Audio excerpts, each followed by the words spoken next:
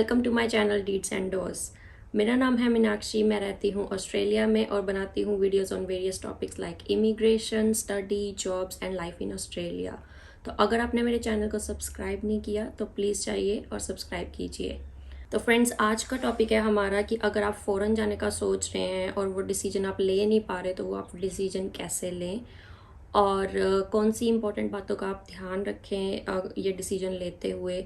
और प्लीज़ देखते रहिए इस वीडियो को एंड तक, बिकॉज़ ये इन्फॉर्मेशन जो आज मैं आपके साथ शेयर करने जा रही हूँ ये आपको कहीं गूगल पे नहीं मिलेगी, बिकॉज़ ये इन्फॉर्मेशन मेरे खुद के एक्सपीरियंस के बेस पे है और all my friends that I know उनके एक्सपीरियंस के बेस पे मैंने एनालाइज करके आपके लिए ये वीडियो बनाई है specially. So guys, first thing you need to ask yourself कि आपके माइंड में ये आइडिया कहाँ से आया। मे बी आप किसी को जानते हो, जैसे ये आपके फ्रेंड्स, रिलेटिव्स, और may be you follow someone on social media like YouTube, जिनकी लाइफ से आप इंस्पायर हो गए हो और आपको लगता है कि आपको भी जाना चाहिए फ़ॉरेन। अभी आप इस डिलेमा में हो कि क्या मैं फ़ॉरेन जाऊं या मैं फ़ॉरेन नहीं जाऊं। सो दूसरों की लाइफ से आप इंस्पायर हो चाहे, लेकिन आपको अपने खुद का रीज़न ढूंढना पड़ेगा कि why you want to go to abroad. Because दूसरों की लाइफ फैसिनेटिंग लगती है, but until and unless you don't have your own reason आपको डिसीजन लेना मतलब ईजी नहीं होगा। So you need to ask yourself why you want to go. Do you want to go for better education, better career opportunity, better lifestyle, or better living condition? Anything, like there need to be a certain reason for that. So let's break down according to categories. So when I'm saying category, I mean to say if you are coming to abroad, you will be coming maybe as a student, maybe as a skilled migrant, or maybe as a sponsored migrant. So I'm gonna discuss about each category, like if you fall under certain category, how you can take decision. So let's break down according to categories. As per data, approximately 54% of students and 46% of skilled and sponsored migrants जाते हैं India छोड़ के हर साल। तो इसी base पे मैंने categories के हिसाब से अभी डिसीजन मेकिंग का प्रोसेस बनाया है कि first I will talk about students and then I will talk about skilled and sponsored migrants जो कि यहाँ पे आना चाहते हैं। So if you are a student and want to come abroad, तो मैं आपके लिए बोलूँगी कि अगर तो आपने अब आज तक कॉर्पोरेट करियर स्टार्ट नहीं किया है अपना, and you are still studying in India और आप फ़ॉरेन में जाना चाहते हो फर्दर स्टडीज़ के लिए, और आपका करियर सेटल करना चाहते हो अब्रॉड में, तो आप डेफिनेटली आओ, because you are young, see you have so much potential. और इंडिया में भी अगर आप हो गए या किसी और कंट्री से आप देख रहे हो इस वीडियो को अभी, तो आप अपनी कंट्री में भी हो, आप स्टूडेंट हो, आप देखो कि इतनी पॉपुलेशन है, आप कितने लोगों से कम्पीट अपनी कंट्री में भी करोगे।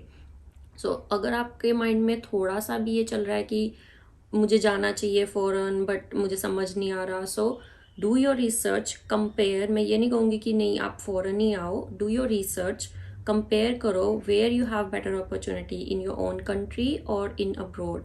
सो if you are finding a better opportunity abroad, definitely you should go, because you are at a least risk. आप किसी रिस्क पे नहीं हो, आपको कंपटीशन से वैसे भी फाइट करनी पड़ेगी, आपको वैसे भी स्ट्रगल करनी पड़ेगी अपना एक करियर बिल्ड करने के लिए। सो आप जहाँ से भी आपका बेस है ये, सो आप अगर आप स्टार्ट करोगे अपनी कंट्री में भी, यहाँ से करोगे, आपके लिए सेम स्ट्रगल है। Definitely your parents gonna help you if you are in your own country, but अभी आप देख सकते हो कि अगर आप छोटे थोड़े विलेजेस से या स्मॉल टाउन से हो, आपको स्टिल अपनी कंट्री में भी बिग सिटीज़ में जाना पड़ता है थोड़ा करियर ग्रोथ के लिए। तो अभी भी लोग हॉस्टल्स में रहते हैं या बाहर जाते हैं, लाइक दिल्ली में जाते हैं, चेन्नई जाते हैं, पुणे जाते हैं फर्दर स्टडीज़ के लिए। Say for example if you want to do engineering, तो आपको वो स्मॉल टाउन्स में वो अपॉर्चुनिटीज़ नहीं मिलती। सो इट्स सेम, आप फ़ॉरेन में रह रहे हो, आप अपनी कंट्री में रह रहे हो, स्ट्रगल आपको करनी पड़ेगी, कंपटीशन से आपको फाइट करनी पड़ेगी।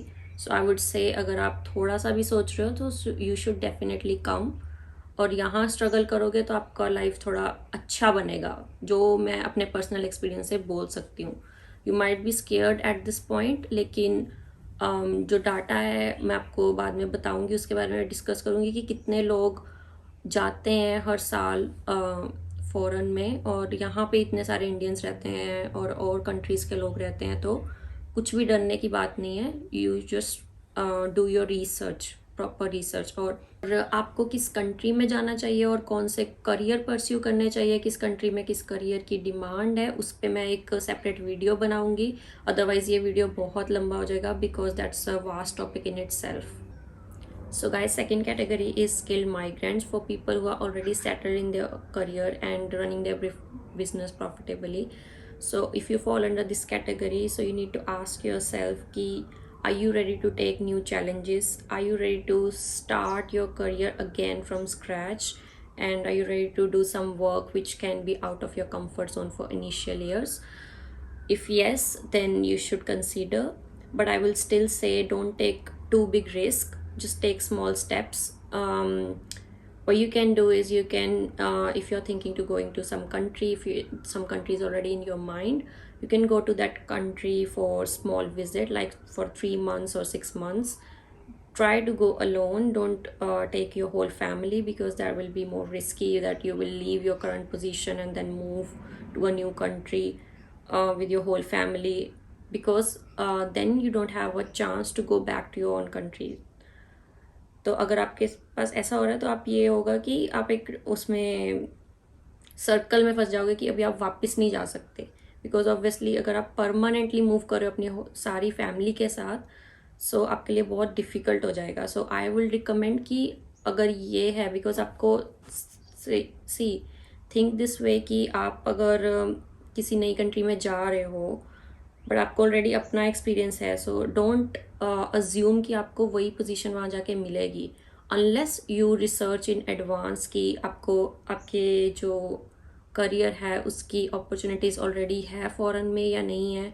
तो अगर तो आप अपनी कंट्री से ही ट्राई करते हो और अप्लाई करने का उसी सेम पोजीशन के लिए, और आपको अगर आपकी फॉरेन की कोई कंट्री स्पॉन्सर करती है या आपकी अपनी कंपनी स्पॉन्सर करती है, तो दैट्स अ डिफरेंट सिनेरियो। लेकिन अगर आपको बिल्कुल कोई स्पॉन्सरशिप नहीं मिल रही किसी कंपनी की तरफ से, और आप खुद से जाके वहाँ पे ट्राई करना चाहते हो, किसी नई कंट्री में सेटल करना चाहते हो, तो आपको थोड़ा कम रिस्क लेते हुए खुद से जाना चाहिए। वो 3 मंथ्स और 6 मंथ विजिटर वीज़ा पे जाइए, या फिर विजिटर पे ही जा सकते हो आई थिंक आप, या फिर आप सर्च कर सकते हो कुछ कंट्रीज़ अगर ऑफ़र करती हैं कुछ दूसरा वीज़ाज़ पे, जैसे कि आई नो कि बिज़नेस वीज़ाज़ मिलते हैं लोगों को अगर आपकी बिज़नेस सर्टन प्रॉफिट्स अर्न कर रहे हैं और ये सब होता है, तो आप सर्च कीजिए। But don't take too much risk कि आप पूरा अपना सब कुछ घर बार सब कुछ छोड़ के और सब फैमिली को लेके आप पूरा आ मत जाइए यहाँ पे। तो I would recommend this, but this is not applicable to people who are sponsored by their company. So अगर आपकी कंपनी आपको स्पॉन्सर करके यहाँ पे भेज रही है एंड यू ऑलरेडी नो कि आप किस पोजीशन पे यहाँ पे स्टार्ट करने वाले हो, and it's a long term contract और ऑन गोइंग पोजीशन, देन आपके लिए कुछ डिफरेंट चीज़ें हैं देखने के लिए कि are you ready to move away from your live away from your friends and family, and are you liking the culture of the country your company is sending you to. तो ये आपके लिए खाली ये होगा, आपके लिए कोई इतना करियर वाइज इतना रिस्क नहीं होगा इस चीज़ के लिए। So it will be a easy decision for you guys a bit. Overall people who are falling under this skilled migrant category, either you are sponsored migrant or unsponsored migrant, you have to consider your finances. So आपको देखना पड़ेगा कि you have enough finances to support yourself and your family. Either you are coming with your family here or your family living back in your home country, but आपको finances का sort करना पड़ेगा, and are you ready to take challenges, because challenges will be there like students. So if you are like as I said, अगर आप वो अनस्पॉन्सर्ड category में आते हो, so challenges for you will be like आपको अपनी फील्ड में या आपको उसी पोजीशन पे जॉब मिलेगी नहीं मिलेगी, इट्स नॉट गारंटीड अनलेस आप पहले से रिसर्च करके आते हो। तो आपको बहुत रिसर्च करनी पड़ेगी कि आपके फाइनेंसेस सॉर्टेड हैं पूरे। So guys, I try to provide you a bit of information and I hope ये आपको हेल्प करे आपका डिसीजन लेने के लिए।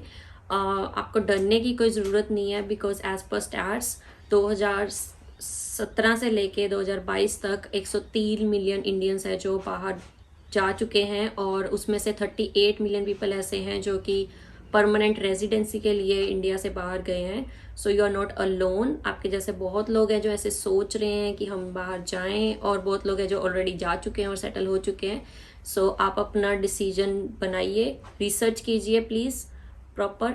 और अगर आपको ये वीडियो अच्छी लगी तो प्लीज़ लाइक कीजिए, और प्लीज़ मेरे चैनल को सब्सक्राइब कीजिए to watch more videos like this. Thank you.